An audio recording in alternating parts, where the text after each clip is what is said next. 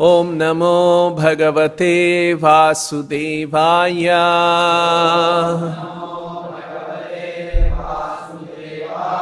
Reading from Srimad Bhagavatam, Canto 5, Chapter 4, Text number 5.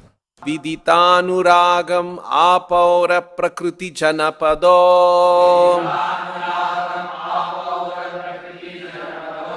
Rajanabhir atmajam samaya setu rakshayam abhishicya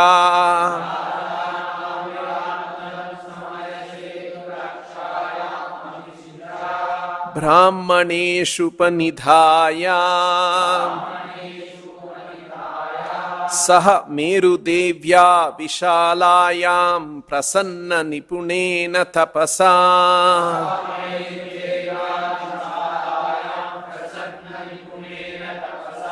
Samadhi yogena naranarayanākyam bhagavantam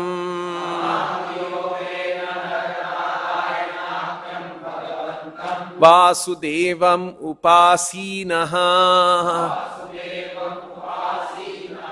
Kalena tanmahimanam avapa.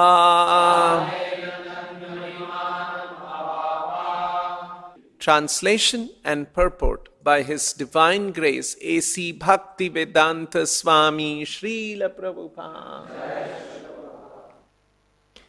King Nabhi understood that his son Rishabhadeva was very popular among the citizens and among the government officers and ministers.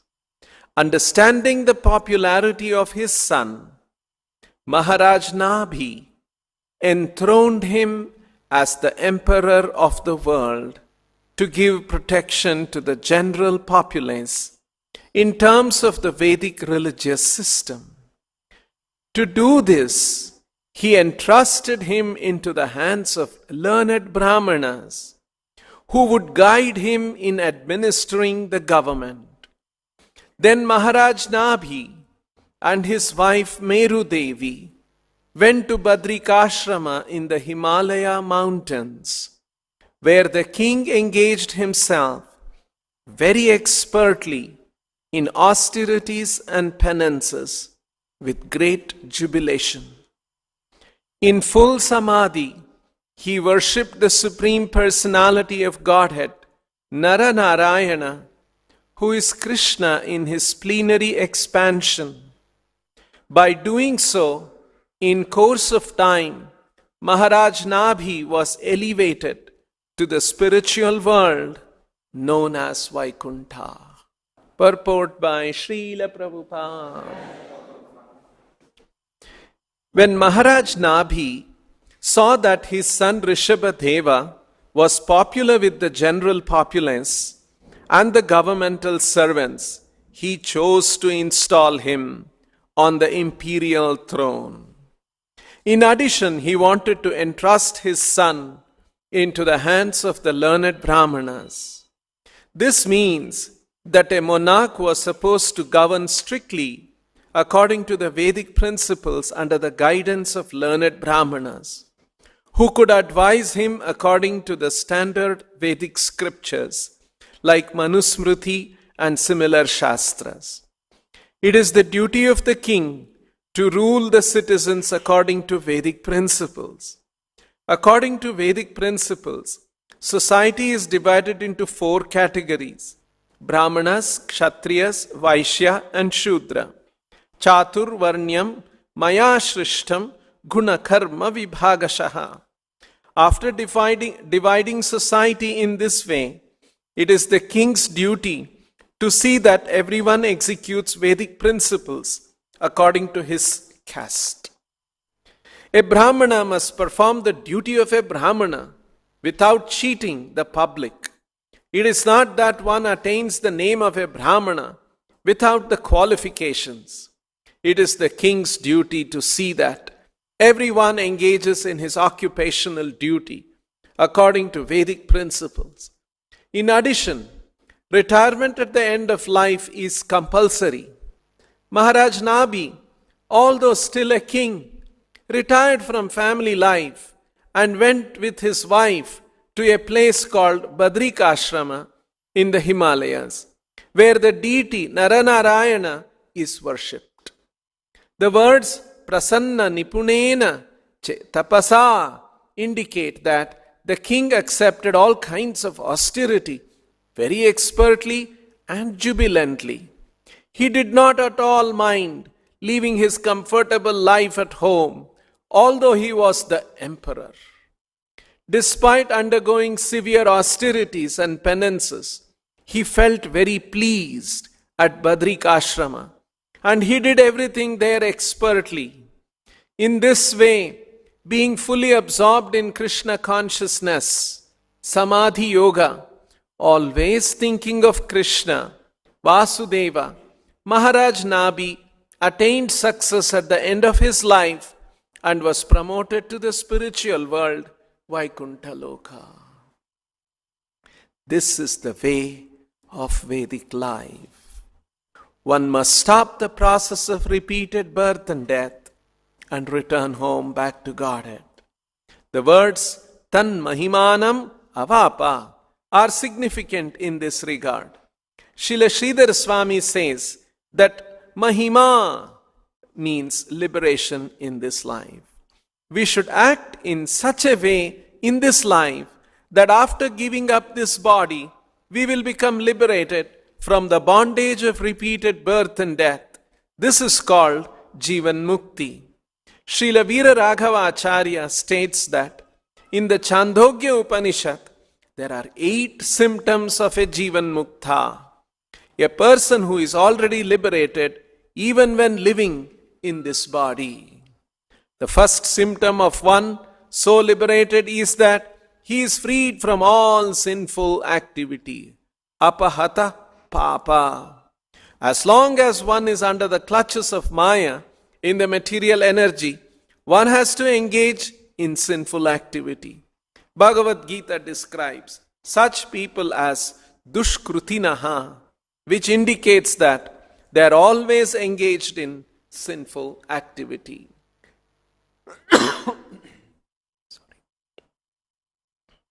One who is liberated in this life does not commit any sinful activities.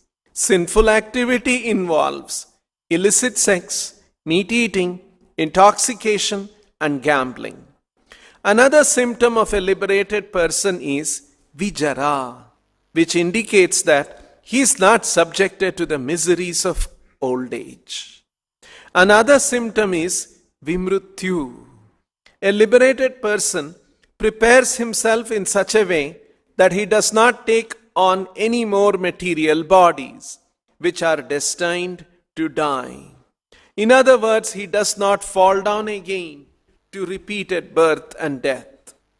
Another symptom is vishoka, which indicates that he is callous to material distress and happiness. Another is vijigatsa, which indicates that he no longer desires material enjoyment. Another symptom is apipatha, which means that he has no desire other than to engage in the devotional service of Krishna, his dearmost pursuable Lord. A further symptom is satyakama, which indicates that all his desires are directed to the supreme truth, Krishna. He does not want anything else. He is Satya Sankalpa. Whatever he desires is fulfilled by the grace of Krishna. First of all, he does not desire anything for his material benefit. And secondly, if he desires anything at all, he simply desires to serve the Supreme Lord. That desire is fulfilled by the Lord's grace. That is called Satya Sankalpa. Srila Vishwanath Chakravarti points out that the word Mahima means returning to the spiritual world, back home, back to Godhead. Sri Shukadeva says that the word Mahima means that the devotee attains the qualities of the Supreme Personality of Godhead. This is called Sadharma, or the same quality. Just as Krishna is never born and never dies, his devotees who return to Godhead never die, and never take birth within the material world. Thus ends the Bhakti Vedanta purport. So we are seeing in this chapter called the characteristics of Rishabhadeva about Rishabhadeva's father, Maharaj Nabhi, what he noticed as he saw his son growing. And who was his son? Not an ordinary conditioned soul, but the Supreme Lord himself. So Bhagavatam is full of such narrations of extraordinary kings, extraordinary queens, an extraordinary son. Not some ordinary conditioned soul battling with their karma, trying to lord over the material nature, and eventually failing and dying to take birth again. Not that kind of examples, glorious examples. So, this verse says, Viditanuragam apaura prakriti janapadaha. Maharaj Nabhi noticed that as his son, Yuvaraj, was growing up, he was anuragam apaura prakriti jana. Apaura prakriti. Apaura, paura.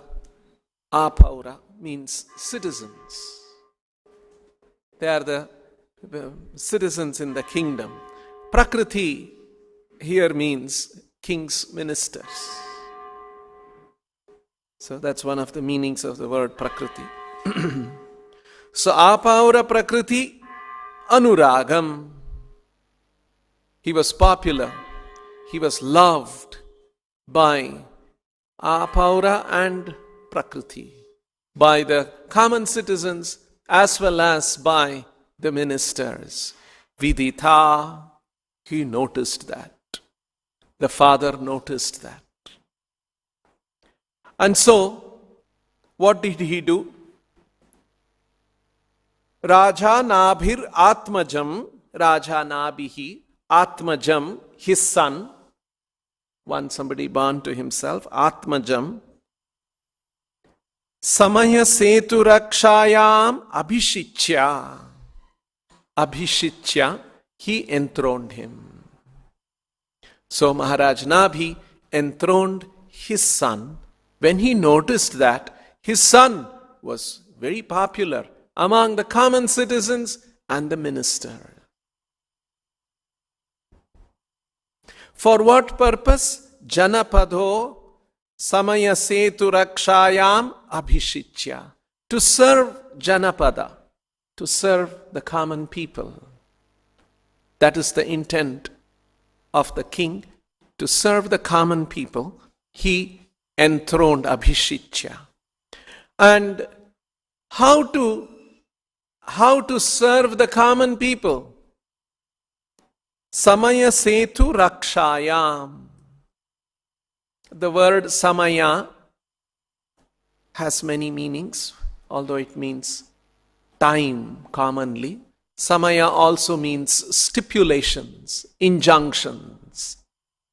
So, injunctions of the Vedic literature, which becomes a setu, which becomes a bridge to cross over the ocean of material existence. So, Samaya Setu Rakshayam. In order to protect the citizens, Rakshayam, in terms of the Samaya Setu, in terms of the Vedic principles, so that they can cross over the ocean of material existence. So, that is the meaning of the expression, Samaya Setu Rakshayam Abhishitya. So, Maharaj Nabhi, Atmajam Abhishitya, he enthroned. And how will he do this? Samaya Setu Rakshayam. How will he ensure that he will help the citizens to cross over the ocean of material existence? brahmaneshu upanidhaya. And he saw there were qualified brahmanas, and to them upanidhaya he entrusted. So my dear son, now you become the emperor under the guidance of these brahmanas, qualified brahmanas. So after doing this, Maharaj Nabi had ensured a succession, that his son, very qualified son, becomes the king. And then Saha Meru Devya, along with his wife, Vishalayam Prasanna Nipunena Tapasa, he went to Vishalayam. Vishalayam, Vishala here refers to Badrikashram, Vishalayam. In Badri, in Himalayas, even now if you go there, they chant Vishal Badri, Vishal Badri. They chant like that. The reason is, it is said that, and Vishal in Badri, that is the place where Nara Narayana Rishi, they are performing austerities there.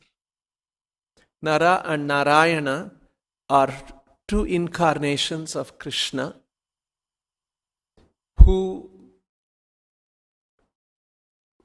appeared in the human society to set an inspiring example of austerities. So Nara and Narayana Rishi, they are great sages, and they are in Badrikashrama performing austerities. And who are they? But that is Narayana himself, Krishna himself. So it is said that and it is in the Himalayas, we know it's extremely cold there. In fact, only 6 months it is open, and then 6 months it is shut down, and the priests, everyone come away to the warmer part of that countryside. And so when Krishna as Nara and Narayana, they were performing severe austerities in that cold environment, Lakshmi saw that, and she wanted to serve Narayana always. And she saw that Narayana is doing this kind of austerity. She turned into a big tree of berries. And that's how she became Vishala. And she became a big tree of berries with thick leaves and protected Nara and Narayana, so they won't be so cold. So Lakshmi became Vishala, and Narayana was very pleased, and he said, all right, this place will be called Vishala, Vishalayam, or Badri. So that's how he is known as Badrinatha and Vishala Badri. So that expression is used here. See, this place, Badri, is renowned in the Vedic literatures. Even in the Bhagavatam, you find mention of Badri. So even now, if you go to Badri, there's a temple and there's a deity. You will see Narayana deity, and you will see Nara and Narayana, another two deities of black stone deities of Nara and Narayana. So he went there. Saha Meru Devya Vishalayam. He went to Badri. And what did he do there? Prasanna Nipunena Tapasa. He did tapasa. That's why people go to Badri to do tapasa. And it's very austere. And he did tapasa. And he was crying about his tapasa. Oh, no. Prasanna Nipunena Tapasa. He was very happily performing the austerities. So, and Nipunena, very expertly, happily and expertly tapasa. And what was the tapasa he did? Samadhi yogena naranarayanakyam bhagavantam vasudevam upasinaha. He did upasana. upasana of Vasudeva. Bhagavantam Vasudevam upasinaha. And that Bhagavantam Vasudeva in Badri, in Vishala, is known as Naranarayana Akhyam, known as Naranarayana, Naranarayanakyam, Samadhi Yogena, in full absorption. Samadhi Yogena, Naranarayanakyam, Bhagavantam Vasudevam Upasina. Kalena, in due course of time, he was doing this austerities, worshipping Vasudeva, Naranarayana in Samadhi Yogena. Tanmahimanam. And to his glorious abode, Tanmahimanam Avapa. He returned. So this is the beautiful verse. King Nabi understood Viditha, that his son Atmajam, that his son Rishabhadeva was very popular among the citizens and among the government officers and ministers. Apaura Prakriti Anuragam. Understanding the popularity of his son, Viditha Anuragam, Maharaj Nabi enthroned him, Abhishitya, as the emperor of the world, to give protection to the general populace, Janapadho Rakshayam. In terms of the Vedic religious system, Samaya Setu Rakshayam. To do this, he entrusted Upanidhaya, him into the hands of learned Brahmanas, Brahmaneshu Upanidhaya, who would guide him in administering the government. Then Maharaj Nabi and his wife, Saha Merudevi, went to Badrikashrama in the Himalaya mountains, Vishalayam, where the king engaged himself very expertly, Nipunena, in austerities and penances, Tapasa, with jubilation, Prasanna Nipunena Tapasa. In full Samadhi Yogena, he worshipped the Supreme Personality of Godhead Naranarayana, Naranarayanakyam Bhagavantam Vasudevam, who is Krishna in his plenary expansion. By doing so, in course of time, Kalena, Maharaj Nabi was elevated, Avapa, to the spiritual world known as Vaikuntha. Mahimanam, Tat Mahimanam, Avapa. It's a complete story of what Maharaj Nabi did. Maharaj Nabi and Meru Devi did in their life is summarized in one sentence, in one verse here. And that is why Prabhupada says in the purport, this is the way of Vedic life. The Vedic life is to understand that we have come into this world.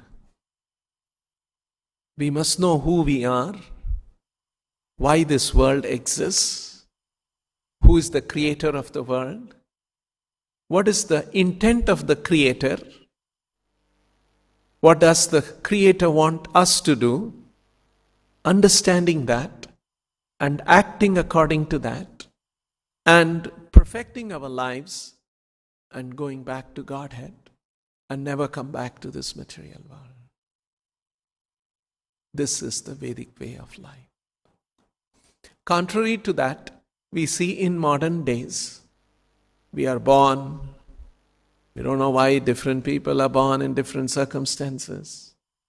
You just go to some school, college, get educated, get a job, work very hard, have a family, have a house, have a car, and different things, children, and then they grow up, and then one gets old, battle with disease, this different things, old age, and still wants to remain with money, with family, but heart attack and die, very unhappy.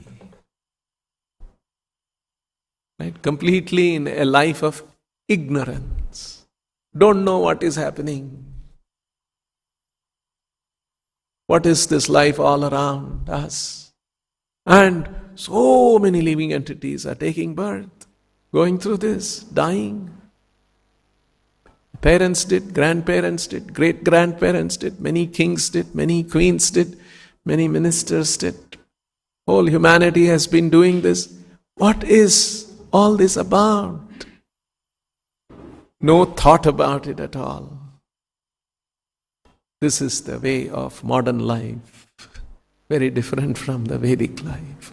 Vedic life is full of knowledge, understanding these things. So, a very wonderful example, Maharaj Nabhi. Before, when he was a king, he performed different yajna under the guidance of very, very competent brahmanas. And they did it so well. The Lord was pleased and the Lord appeared. And Maharaj Nabhi asked the Lord, I want a son like you. And Lord said, you cannot get a son like me. There is no one like me. But if I have to fulfill your desire, I will appear as your son. And so he appeared as the son. And then Maharaj Nabhi saw how all the qualities, the Lord has appeared in the family. What can we imagine? And he saw all those, as he was growing up, and he saw all his manifestations of the Supreme Lord. And then as he grew up to a young man, he became very popular, very respected, very dear to the people, to the ministers. And so he said, now let me enthrone him. Abhishitya. So you see here how in Vedic life, people they strictly followed, they acted according to their duties. It is my duty to entrust the kingdom to my son. And now I must go with my wife to perform austerities. So my son only, he'll be the king and I'll be in the palace, I'll enjoy life some more time and gradually, let it go on. I'll be seeing all the comforts of the palace. This was not the thought. Renounce everything and go to perform austerities. See how that sense of duty. That is why Krishna says that with that sense of duty we must act. And that sense of duty, when we act, we should not be mindful of pleasures and pain. So, this kind of an example we see in Maharaj Nabhi, and he happily performed prasanna nipunena tapasa. You see? So, simple tapasya Srila Prabhupada has given us. Rise early in the morning, come for Mangalarati, and chant Hare Krishna with the devotees. This is the simple tapasya. Hear Bhagavatam every day. This is the simple tapasya that Srila Prabhupada has given. So we should perform. Not that, this is so burdensome. In the beginning it may appear like that. That's why we have to be trained for a spiritual life. Otherwise, how we were all, before we came in touch with Krishna consciousness, we would get up at some time. Then as soon as we get up, we would have coffee, tea, all those kind of addictions. And first thing you read a newspaper. That's what people do. You see, completely untrained. So here, Srila Prabhupada is training us. Rise early, cleanse yourself, and do the simple tapasya, and spend your time and consciousness absorbing yourself in the holy names of the Lord, in the Shastra. In this way, day after day, we get to understand the importance of spiritual life. We become nishtha. Nishtha means to be fixed, unwavering. So these are all very important things, and we should happily accept this as the order of the spiritual master. And by doing that, we will also become spiritually elevated. And here, towards the end of the purport, Prabhupada is quoting from Chandogya Upanishad, because Viraraghava Acharya, Prabhupada used to have a big Bhagavatam which had many commentaries of previous acharyas. So he would read each verse like that, and he would read the commentaries, and then he would dictate the purports. So he's reading, Viraraghava Acharya has quoted Chandogya Upanishad and has mentioned the 8 symptoms of a Jivan Mukta. Jivan Mukta means somebody who is in this world, but he is liberated. Generally, who are all in this material world? All Baddha Jivas. Baddha Jivas are there. Contrary to that, sometimes in this material world, Jivan Muktas appear. They are here, but they are actually liberated. You see? So, they are very rare and they are very special, such appearances. And once there is, somewhere in the 1975-76, there were devotees in India, Western devotees, and they would travel different universities and they would show the books of Prabhupada and then ask them, please buy this for their library. That was called the library party. It was very popular, very successful in America. So devotees started a similar library party. And so there were a few American devotees. They went to different parts of India. One of them came to Tirupati. And there he came across one very scholarly person. And he was a principal of a Sanskrit professor, principal of a Sanskrit college, very learned person. And then he saw the books and he was very impressed. He read the books and then he said, then the devotee asked, can you please give a short review? And then he gave a review. Very nicely he wrote that Srila Prabhupada is the greatest spiritual force of the 20th century. You know, like that, very nice words he wrote. And then he was also an astrologer. And so this devotee got interested and he got a copy of Srila Prabhupada's horoscope. And then he said, can you study this? And so that person, he was a very renowned scholar, astrologer. He saw the horoscope and his eyes widened. He said, this person is Jivan Mukta. He's not ordinary. His horoscope, all these indications are there. He's a Jivan Mukta. He's not an ordinary person.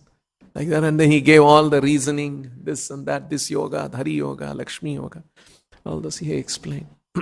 Then this devotee later met Srila Prabhupada and explained to him that this is what that scholar in Tirupati said like that. And Prabhupada was very pleased. He said, very nice. And later on when Srila Prabhupada was very ill, once again the devotees got together and they said we should get that same. Prabhupada, this was in 1977, August. Then they said we should get, Prabhupada was on the bed. And again the scholar, he predicted. And according to his prediction, again they contacted him and they brought the prediction. According to him, up to January 1984, Srila Prabhupada will be there. That was the prediction he gave. Nothing, don't worry, he has some illness now, he will overcome this illness and he will be there till 1984. That was his prediction. But anyway. So, like this, we see Srila Prabhupada was a Jivan Mukta, and just 2-3 minutes more. And see the characteristics. Apahata Papa, free from sinful activity. And Vijara, not affected by the miseries of old age. See, Prabhupada was in his old age, but he was just unaffected. He was doing his Bhagavatam translation. And Vimrutyu, he always acts in such a way that he is not going to take birth again. And Vishoka, He's not disturbed. Not only we see Srila Prabhupada not disturbed, he gave such wonderful instructions to free us, to make us Vishoka, to make us also free from lamentation and miseries. So there was another devotee who was recollecting. This devotee was a young devotee. He was Srila Prabhupada's servant. And he was doing some services for Srila Prabhupada. And he made some mistake. And so the other devotee, other secretary, Prabhupada had secretaries who were all GBCs. They would come in turn for 1 month, 2 months. They would stay with Prabhupada and then go back. And so this, his Prabhupada's secretary was one of the GBCs, big leader. And so he saw this other Prabhupada's servant, young devotee, make so many mistakes. And he fired him. And so the young devotee, and Prabhupada watched that this was happening in the presence of Prabhupada. His GBC firing another young devotee. And that young devotee became very sad. And when you get fired like that by a big leader, he was feeling very sad. And then a few minutes later, then Prabhupada got an opportunity. And then he said, the real sign of advancement in spiritual life is not to have a big position. The real sign of advancement is to become humble and tolerant. Learn to be humble and tolerant. And this devotee, he recalls later, just hearing Srila Prabhupada's words made my heart very light.